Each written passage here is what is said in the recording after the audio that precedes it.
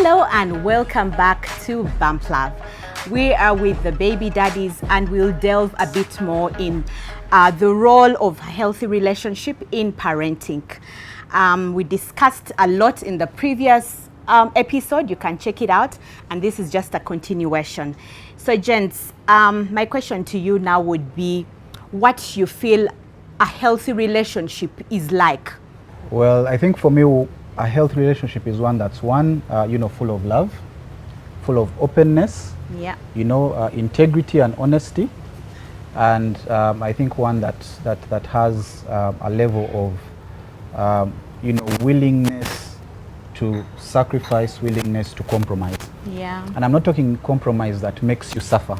Yeah. I'm talking compromise where you both understand that what you're doing is for your partner and not for you. That it's actually not about me. It is about the good of the other person. You know, if I have you at heart and your interests at heart, and you have me at heart and my interests at heart, I think in many ways that solves. And I think that has stood out for us, where I know that everything she does towards me is from a good space, a good place. She wants to see me thrive, and everything that I do is to try to see how does she thrive. How do I make her have a good space to live in, a good space to enjoy the marriage. And of course the baby. So I think for me it is those key elements. More importantly, and this one I'll keep saying, is a place where you actually allow God to work on the both of you. We are very, very imperfect. Yeah. So reading the word, understanding what God requires of each of us. And I think the men we have a bigger challenge, because the Bible calls us to love our wives as Christ loved the church. And when I look at my relationship with God and the fact that, I'm fallen, and yet each and every day he still loves on me, definitely gives me a challenge in how I should do the same. And so that way, once that is transferred or conferred upon my wife from me, it changes the playing field a bit. And so there's a bit more positive energy, more positive working, and ultimately at the end of the day that trickles down to the child, because if you're not always fighting, you're not always against each other, like you're in some war of sort, I think the child then gets to be loved because you're also in a good space. Now this doesn't mean that there's no conflict at all, it's there, but how you manage it and bring it out positively. And I think it also helps the child as they grow to learn how to deal with very unfortunate situations in life, be it from fellow people, things not going the way they planned and stuff like that. So very important for me is those. Yeah, that's pretty awesome. So conflict and management for a healthy relationship is quite the only advice I could give is that you must learn that your partner has lived, by the time you get married, probably you're 23, 24, 25, 30. This person has lived without you for 30 years. They have grown and developed certain characteristics and certain ways of looking at things that you probably even hide from each other while you're dating. You've equally also grown up with so many values. You probably don't believe in certain things. You believe in, you enjoy certain foods. You think your mother cooks like this and that's the best way to cook. And she comes and she's doing her best based on how she's been doing it. So the first step is to appreciate that you are different. Number two, the two of you, once you get into a relationship, you must first understand the situation in which you are. Then you adjust. The biggest challenge is that people don't want to adjust. When you get married or when you're in a relationship, you're all showing each other the best that you have. You want to show how you're smelling nice, how you're dressed well. She's also coming with her, with her best behavior, and you don't want to adjust to get away from. So you understand, appreciate, and adjust. Then once you adjust, you must move forward. So to manage that is very, very delicate, because you'll find that you've been splashing money, but you have a job where you're earning 1 million shillings a month. The lifestyle you're living cannot sustain the kind of things you want to portray to the community and to the world. I find very many young couples, they get married and the first thing they're doing, they're buying a house, they're pimping their rented house, they're going for a trip abroad. And I asked myself, I used to work with USAID, I used to earn very good money, and I could not afford a trip to Dubai. Not because I didn't have the money, but because the priorities do not necessarily. So you find that you focus on saying, I'm taking my girlfriend to Dubai, and then you come back to a rented house.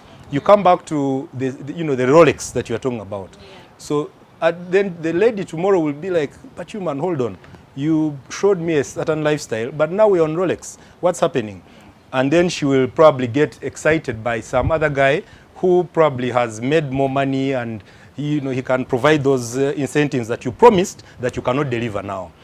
Then you also start calling the woman a user, a gold digger. This woman, she didn't know me. How you see now she's using me. She's going out with richer men. But boss, you brought the situation to yourself. You didn't appreciate each other. So I believe it's about understanding yourselves, accepting who you are, and then moving forward, building yourselves, looking beyond romance, and then looking at building a family. Yes. That's my personal. It's very hard and expensive. Very different, yeah. Because your friends will be like, you guys, come on, you've been in one shot for the last 2 years, but you're probably building somewhere. Then after you've built, after 10 years, people come back and say, wow, you mean you have a house? The guys who are sharing you are still renting probably, or they are running from job to job. So it's delicate, it's expensive, it's emotionally expensive, financially expensive, but it's something that a young couple and young people like us should look into. Unfortunately, we don't have people who can guide us, who can show us the way, who can panobit us. The people who would be showing us the way are thieves in government, and they have a lot of money that have stolen, and you want to live up to the same standards, and you can't. You look like a weak, you're a weak parent or a weak father. And as a man, if you can't provide, then you're weak. But who are you competing against? Thieves. You get it. Thugs. You hear guys, all the celebrities we've had the benefit of looking at them. They come splash money for some time. The next thing you know, they were dealing in gold, they were dealing in this, they were dealing in that. Risky lives. So it's a very challenging time. Yes. It's very challenging. Yes. Yeah, and I feel sorry for the younger generation, because the world we are moving into is really very competitive. It's full of showbiz. People are, we promote immorality over morality. I like when he says that he prays a lot, but you have to pray for this country and pray for our generation. It's very challenging, but conflict will always be there. Even with your siblings, you used to have conflict. So what about this poor girl, this poor boy from a different background? Yeah. You've mentioned something, and I think it's what misses for a lot, and probably maybe it's something that's kept on my end. But having mentors is a very key place, and not mentors who are probably even or people you go to for advice that are at your level. And I think one of the things that some churches have tried to do is, before you get married, you have counselors. Yeah. And I like the fact that now, for example, our counselors, they even created a group that's just for the 4 of us. And the idea is to check in, to ask. Sometimes the gentleman is called, Godfrey Siu. He'll call in and say, Rinaldi, can we meet up? What's happening? He'll send a text and says, is everything okay? And I'm very sure that his wife, Sarah, definitely does the same. And the idea is that these people's role is to help you figure out the things that you do not know. These are people who have been married over 13 plus years. And the thing is, how can they help transfer the experiences for you to pick a learning, not to copy so that and you don't paste. suffer the same experience. Now, people like me, I'm a 12-year-old baby daddy professional. I have been in that field of work. Unfortunately, all the baby daddies that I reach out to, they don't want to do anything with their baby mamas.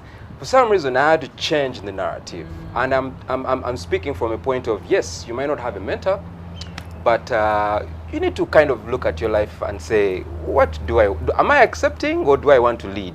Yeah. And I think that comes and stems from a lot that he shared, which comes from the marital standpoint of understanding that I have stuff that I've carried as a child. Yeah. They have stuff that I've carried as a child. I don't want to figure out their stuff. I need to figure out my stuff. Yeah. Because in the process of figuring out my stuff, I will understand their stuff. Yeah. And I feel like what is important for people like me who are not in marriage and are having mothers of their children that are away, because the mother of my child does not even live in the country. So it's a case of I need to keep a connection between my child and the mom and me and the woman. Regardless. But it's very important to do 3 things. And for me, this is what I use. The number 1 thing that I think is very important is that whole experience. Being able to understand who you are. Going through proper soul searching of who you really are. Second, create a boundary. Because once you know who you are, you know what your space is, and you Yeah, know what, absolutely. because a lot of us who have children with mothers that we're not with, intimacy keeps going on, people still have sex on the side and stuff like that. You need to create a boundary and a proper perimeter of understanding that you now are just a father to this child with this woman. Your relationship and everything needs to go through fatherhood first. Yeah. Once it goes through fatherhood, everything else will make sense. Yeah. Once you try to be the nice guy to the mother of your child, once you try to take her on a date, once you try to appreciate her on Mother's Day, Yeah. you're going through issues that will not last for long, because in your own relationships you're going to have issues with your friends at work and all that stuff. So I understand the idea of marriage and how you need to stay close and everything. On our side, you need to completely create a boundary. Like, this person can enter your house, but there are places they can't go to in the house.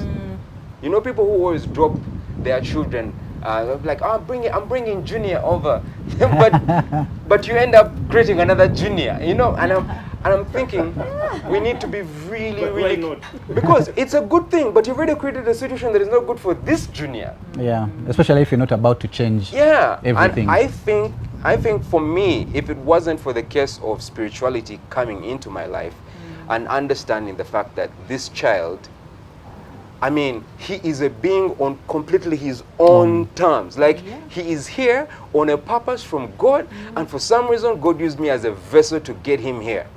My goodness, I need to figure out what I'm going to do. I need to have a calendar, I need to have a plan, I need to have a budget. Because if this child doesn't make it well, I'm the one to blame. I'm the carrier, I'm the guardian. I like that. So it's a case of fully immerse yourself in fatherhood, in that role. You will see the mother and appreciate her in the way you should. You won't try to look at her and have emotional, nostalgic ideas of what to do. So like even the conflicts become annihilated, because, I mean, why would you have issues with the mother of your child? You know, you start thinking that way, differently. Even the wife that you're with, that you get married to, or the girlfriend that you have right now, will literally respect that relationship more than anything else, because they see it. Yeah. But unfortunately, they see the boundaries. We have a lot of situations that today. I have a friend of mine 2 weeks ago who died from domestic violence in Namibia. And they've been having issues with the baby mama for quite a while. And on this evening, he was out drinking with his friends, and she came over and started shouting at him and stuff like that. So he was trying to restrain her. Everyone is trying to restrain them and stuff like that. And she grabbed the bottle and literally hit him. And unfortunately, when he fell, he bled to death. Dear. And my point was, that's just a moment. It's the father of your child for life. I know. Do you want them to go to jail? Do you want them to be sad? Do you want them to be hurt? You don't want them to be in pain. You want them to be good for the kid. And it might take you ages for that kid to even forgive you your child for that. will not be okay if the father of your child is not fine, if the mother of your child is not fine. What's your role in that? Start with you, be fine, and you figure out how to make it. I like that. It begins with you, you know. We like pointing at the differences of other people. She's like this. She's like, but are you that perfect? Okay, I'll just like to find what practical things you're doing, you know, practical things you're doing to ensure you're building these healthy relationships. Number one, for me, I'll start with me since I was the last to speak. The first thing is, I have a WhatsApp group of me, my child, and my mom, just the three of us. Everything that the child needs to understand that daddy and mommy need to agree upon. So number one, I've created a situation that my father and my mother are not together, but man, they unite on every little thing I do. That's great. That is important for the child. Yeah. Because the child will create that for their child as well. Yes. So that's the first thing that I had to create. And what that did is that pictures, videos, I don't have to send them to her individually. I'll put them everything in the group. So I don't have relations of we're trying to inbox, no. DM. Everything is there. That's the first thing. And second thing is to create specific roles between me and the mother. Me, as I need to take care of school fees, I'm the one who feeds, I'm the one who does this, I'm the one who does all these things. But things like birthdays, you better create a birthday plan.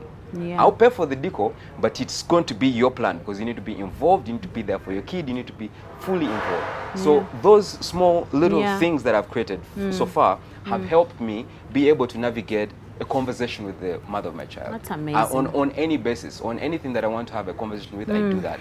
Another thing is, no one sleeps in my house if it's not my child or my girlfriend. No one else sleeps in my house. The mother of my child cannot sleep in my house. Even if she's stranded, I'll get her a hotel. I like that. That has set me on a path that is so illuminating. It's like, oh my God, it's amazing. Because you know what it feels? It feels good to pay for a hotel room for your baby mama, and you go back home and you're chilling with your wife, but you know the mother of your child is kawa. Yeah. They are safe, and the child knows you did, like, it's beautiful. You don't even understand like daddy's great. Yeah, daddy's great. Yeah. Okay. Yeah.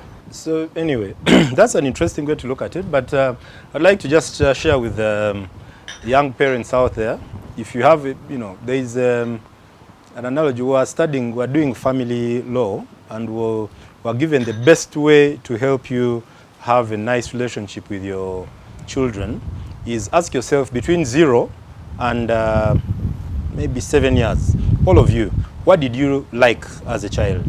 What did you like? Probably, what did you like between 0 and 7? I think I liked going out, ice cream, simple things. What didn't you like between 1 and 7? The things you didn't like that all people did to you or whatever. What didn't you like? I didn't like being shouted at. I didn't like being beaten.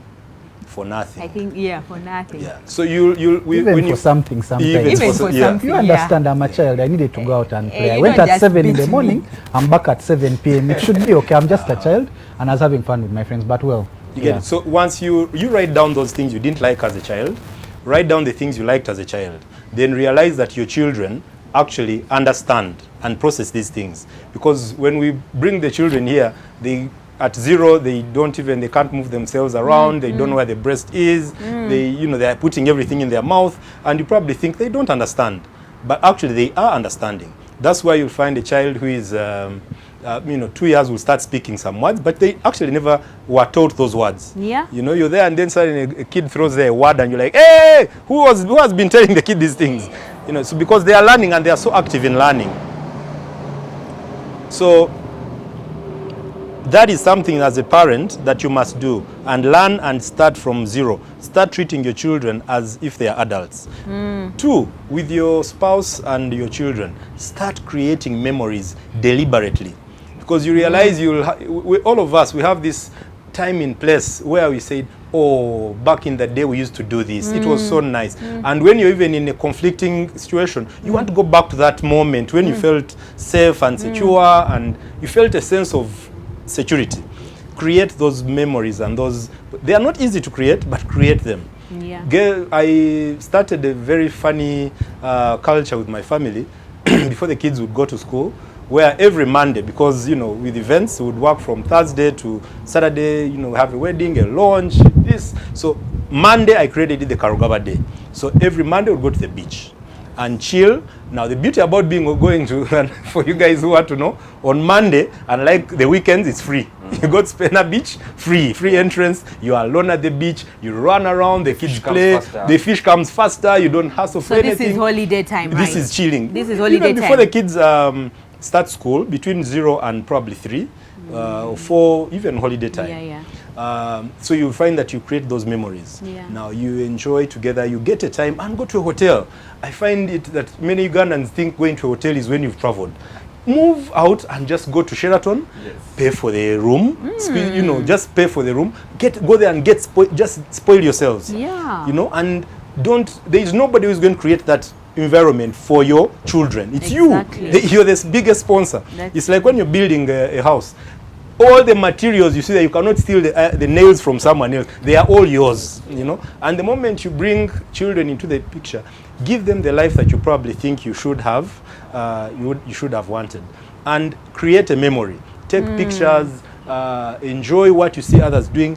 Go out and let them explore. Take them to KFC. Take them, let the kids also have a story, and in that way you'll create a healthy relation. The next thing is with your spouse or with your partner, you must know that you'll always conflict, and you must know when to withdraw, and you must look for people. For example, I would pay to go and listen to our former Archbishop, the stories, the challenges he went through with his family, and probably Flavia and the spouse, would want to pay, and I would actually one day organize an event where those two couples can come and talk to some of us.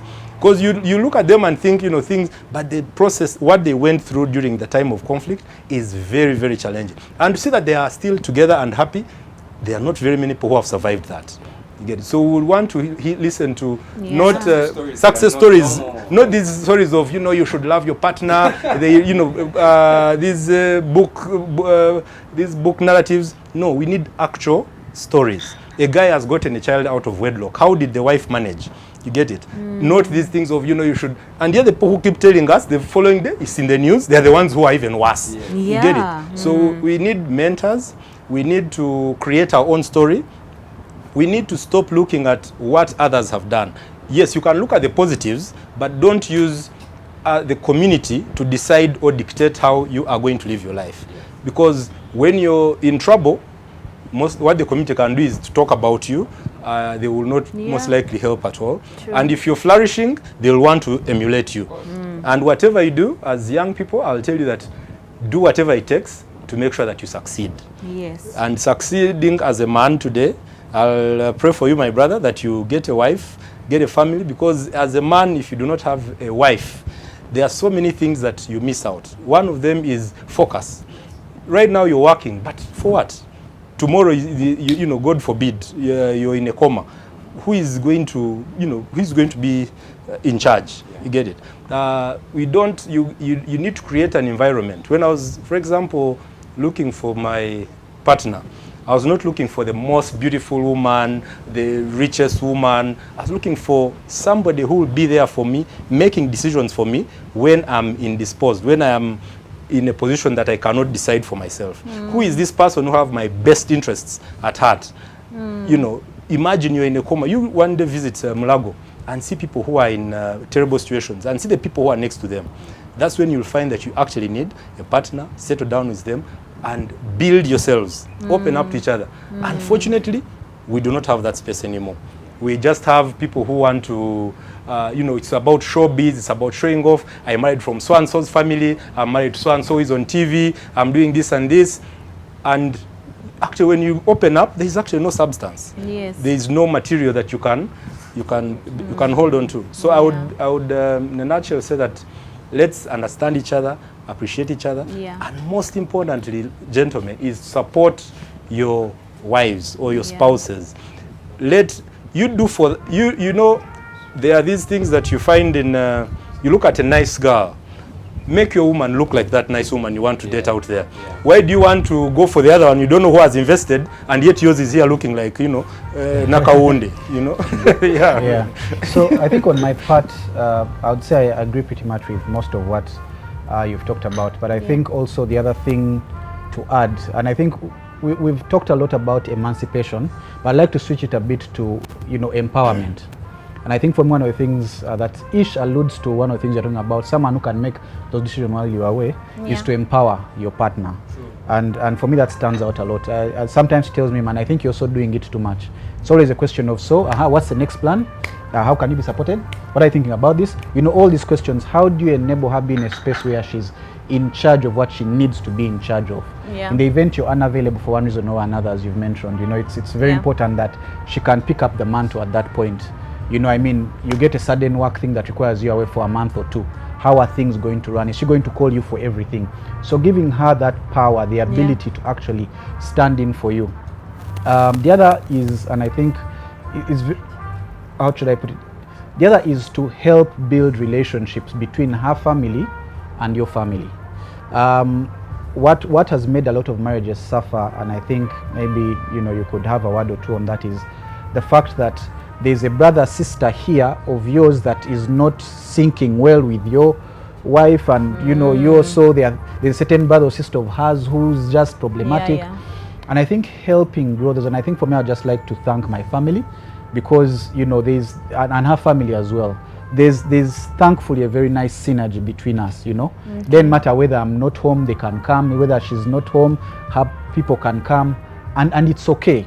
And so I think for me, there are some of the intentional things that I feel that we need to consistently do to allow us thrive in each other's spaces. I mean, who knows, tomorrow you are away, but because relationships are not good, you know, everyone is fighting. Exactly. But even if there's one person who has a bad intention and the rest sort of she has some favor from them, it helps 1 or 2 or 3 or 4 of them actually be able to fight for her rights, because they also consistently know the level of, you know, love you have for each other, your ability to connect, the fact that actually the investments they are seeing, they actually combine to a certain level for some of them.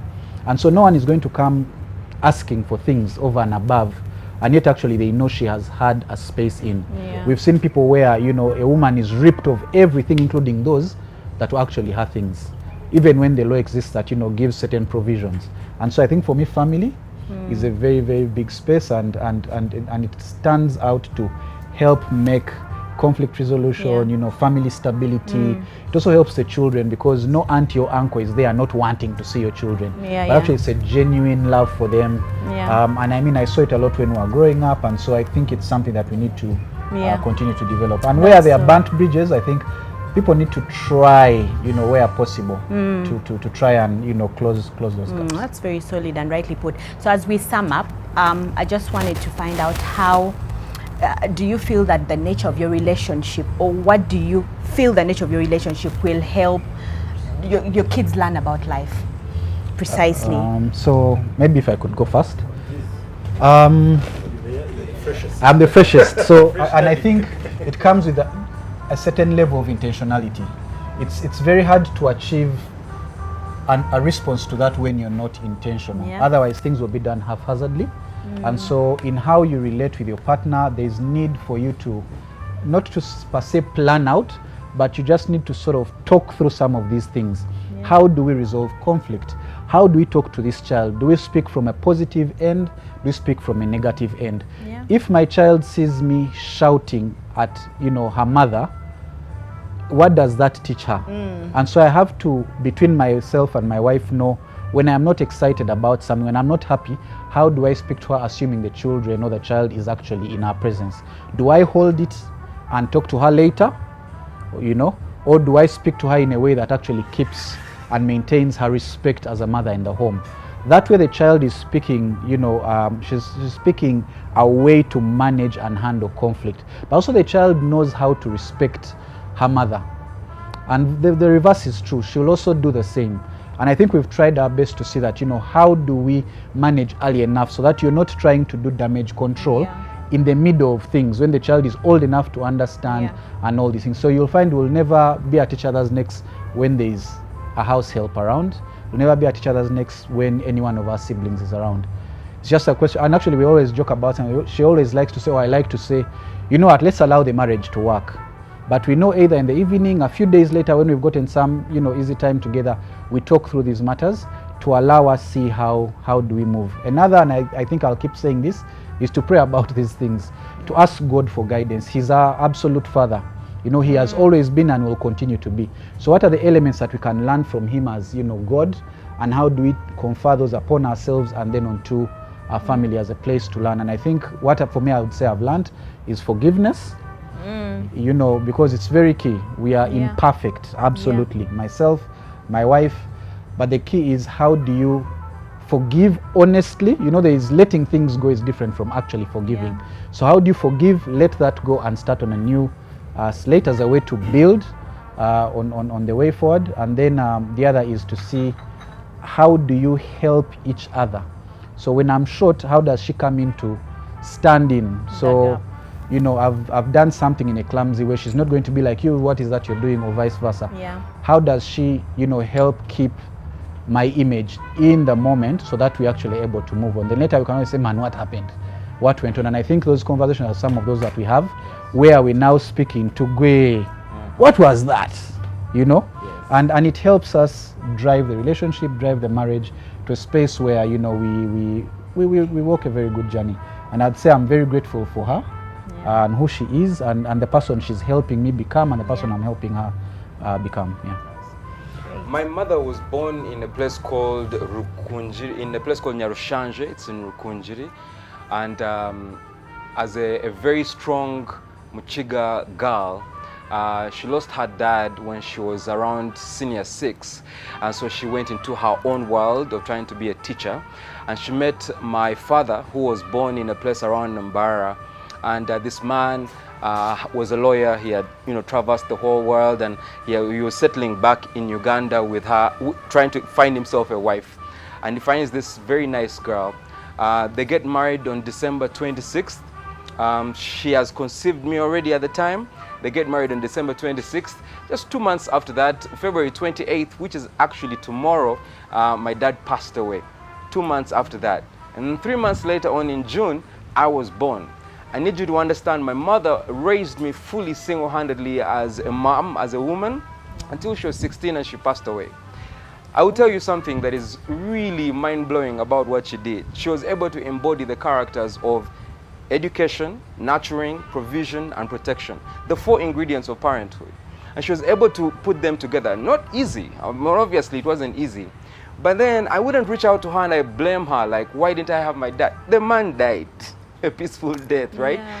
So should she get me another man to be my father and lead the life so that I know how to live my life? Or have I now grown up as a child and now I need to blame every single problem on the fact that I didn't have a child, a father growing up? What should I say? Am I more feminine than masculine? What really is my standpoint? Yeah. None of that matters if you're not putting whatever you are to good use for your child.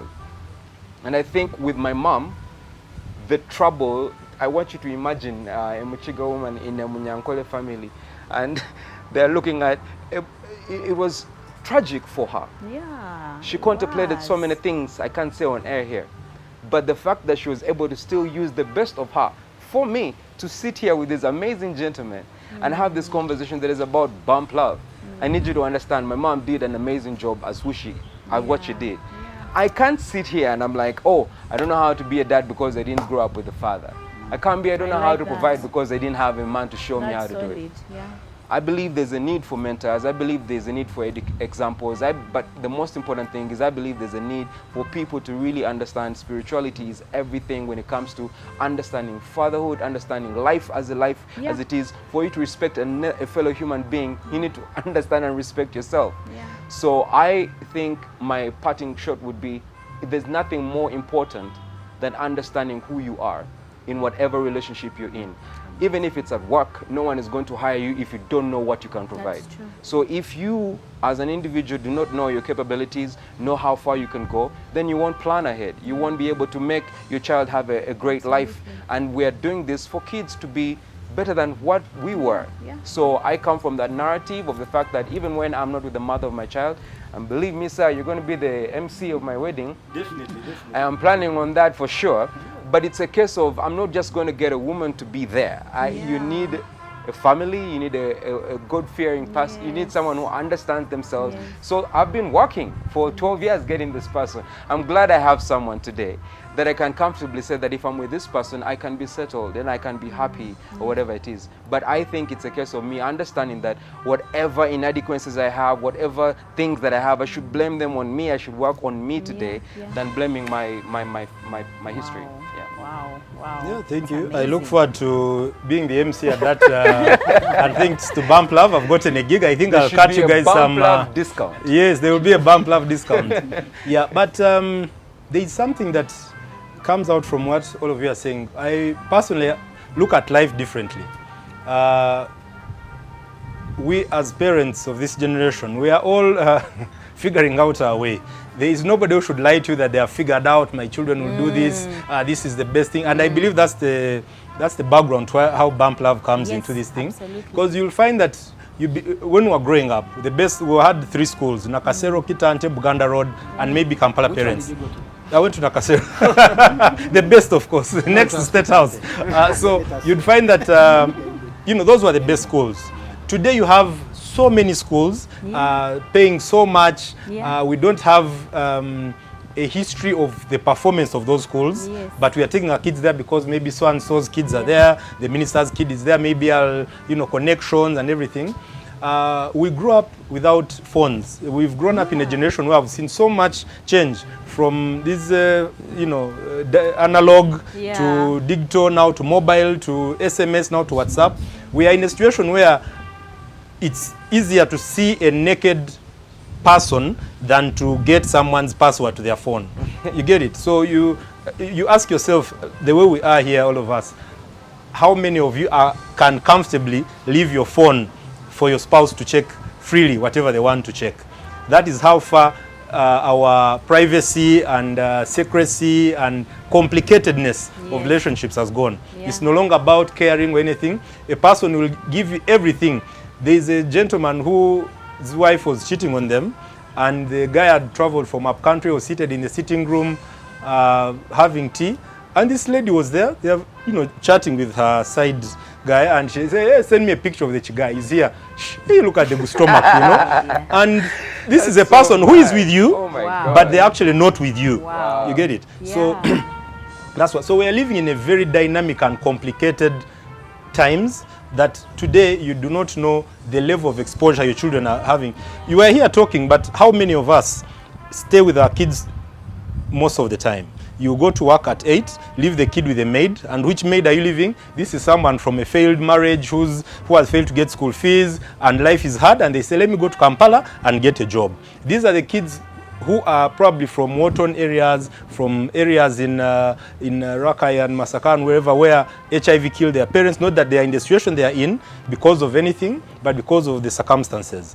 So you bring your children to be raised by this half-baked, with different morals person who is looking after, and you're actually even looking after them in a very bad way. They are the ones who sleep in an outside quarters or in the sitting room or whatever, but you don't know what they're impacting on your children. The children go to school and meet another teacher who is frustrated from the education system and is impacting whatever vices and mannerisms onto your child. These children now are protected. We protect them from zero to campus. A child goes to campus and they cannot even go to the tax park, for example, and but you will move on the street and find a 9-year-old carrying avocado and selling payo, but can your kids do that? No. So they go to university. What happens? I've been at university at a bit late in life for my other degrees, and you find these are 19, 20, 22. When they get to university, they are on rampage. The sexual intercourse at university of multiple partners, of orgies, you can't believe it. The bungee drinking, but that all stems from parenting. And the other day you saw kids of very rich people in Naguru during lockdown being chased from bars. They are on drugs. They come from affluent homes, but they are spoiled. Then you find guys like Bobi Wine, who grew up in a ghetto. He's now standing for president of Uganda. How many of the kids who have grown up in Kololo, Muyenga, Nakasero are at the level of a humble boy like Bobi Wine? I support movement, but I have to appreciate a young guy who has made it. You get it? So what are we doing deliberately to train? My wife is a baker. So my girls have been taught baking. We recently had a competition here at the Sheraton, and she was one of the best. At 7 years, she can bake for herself, she can cook for herself. But these days you find that doing work as parents, we find it as, no, I hustled, so my kids shouldn't hustle. And then tomorrow when you're not there, they are going to be staying with relatives, and they're saying, these kids are spoiled. They can't. Remember when you die, your kids are going to be the ones who are washing things when they are helped to be in the other home. So they say, where you go and wash. Hey. Have you prepared your children for life when you're not there? Yeah. Unfortunately, the answer is no. We focus on pumping them with cash, giving them the best, ice cream. I suffered, I hustled. My children should not hustle. So what kind of children are you creating? And as parents, it's a dilemma because you have to work, and he's in Uganda now. Yeah, very good. But how much exposure do you have? My workmates think I'm boring because I have to rush home to cook for my son dinner. My son makes his own breakfast and makes his own lunch, but I make for him dinner. My son washes his own clothes, not using the washing machine. I had to teach him how to wash his own stuff, right? Okay. I think it was like about 4 years ago or something, he was washing my car, and I had to feel like, okay, maybe I'm going a little too far. But what me and my child have had as an opportunity is for me to give him what I didn't have as a kid. because I was a bit more on the spoiled side. So one of the things that I'm doing right now, and for kids like in his age, of course, he's a 12-year-old boy, I'm teaching him how to do graphics, how to use these things, because that's the world they're in, but to use them with a profit mentality in the mindset. Survival. Yeah, survival for that, because he sees me every day surviving based on my talent. Yeah. Healthy relationships, parenting, we can go all night, guys, and we can all agree that a healthy relationship will honestly raise healthy children. Do comment in our comment sections. Let us know what you're doing. You know, what hacks do you have? What are you doing special to make sure you're raising your children in a healthy relationship? Until next time, with love from Vamp Live.